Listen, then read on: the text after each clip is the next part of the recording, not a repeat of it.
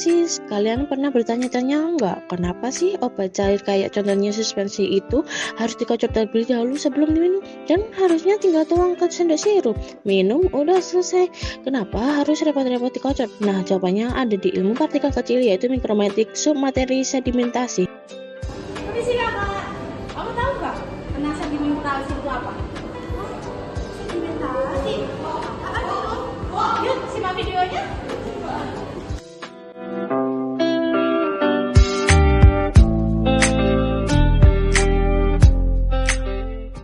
Secara sederhana, sedimentasi adalah partikel padat dalam cairan yang jatuh ke bawah karena gaya gravitasi. Kenapa? Karena partikel lebih berat dari cairan di sekitarnya. Namun, dalam konteks farmasi fisik, mikromiretik sedimentasi memiliki dua makna, yaitu sebagai fenomena fisik.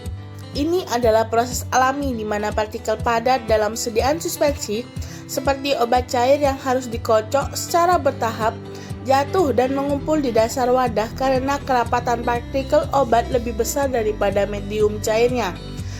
Sebagai metode analisis, sedimentase digunakan sebagai metode untuk menentukan ukuran dan distribusi ukuran partikel halus suatu serbuk menggunakan prinsip dasar hukum Stokes.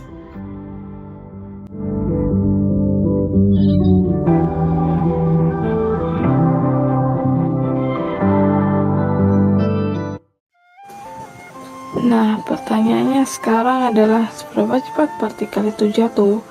Untuk menghitung seberapa cepat partikel itu terjatuh, ada rumusnya teman-teman.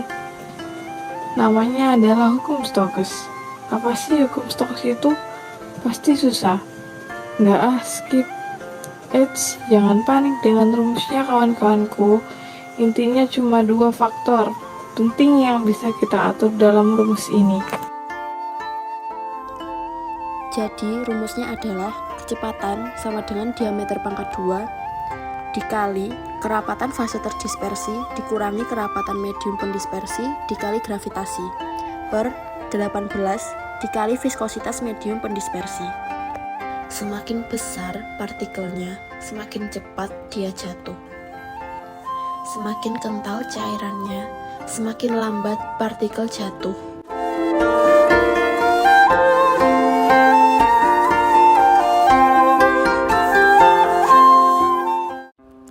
Apa itu PPIT atau pipette method?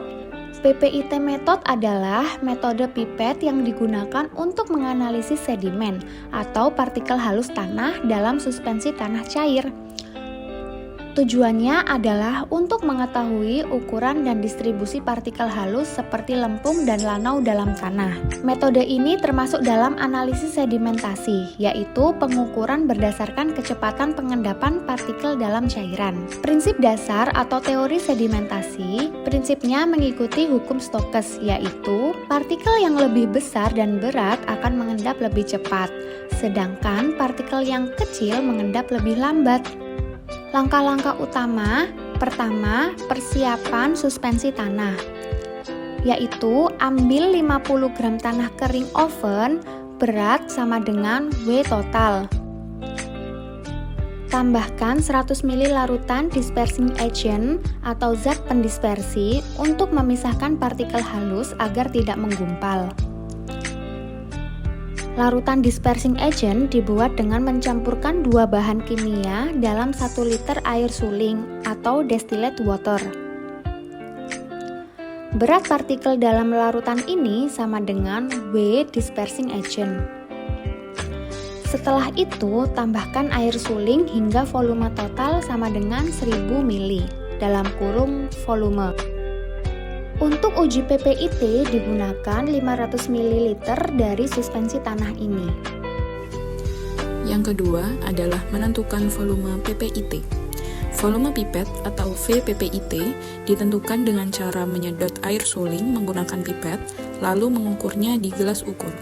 Yang ketiga adalah proses pengamatan sedimentasi. Suspensi tanah dimasukkan ke dalam tabung atau jar sedimentasi.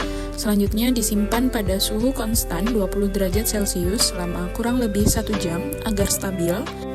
Kemudian tutup bagian atas tabung dengan bung karet, lalu balik beberapa kali supaya suspensi menjadi homogen atau tercampur dengan rata. Setelah itu, buka penutup dan letakkan tabung di tempat bersuhu konstan untuk proses pengendapan. Tujuan akhirnya adalah, dari waktu ke waktu, sejumlah kecil cairan diambil dengan pipet dari kedalaman tertentu di dalam tabung. Jumlah partikel yang diambil mencerminkan berapa banyak partikel halus yang masih tersuspensi pada waktu dan kedalaman tersebut. Dari sinilah distribusi ukuran partikel tanah dihitung.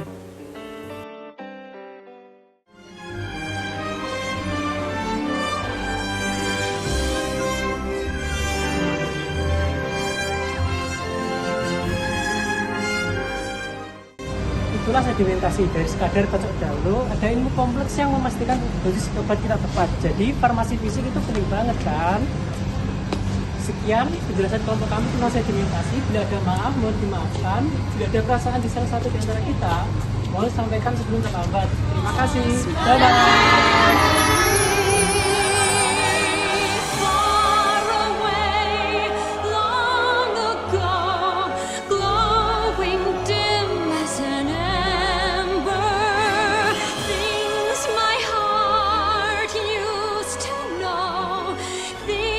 It yearns to remember, and a song someone sings.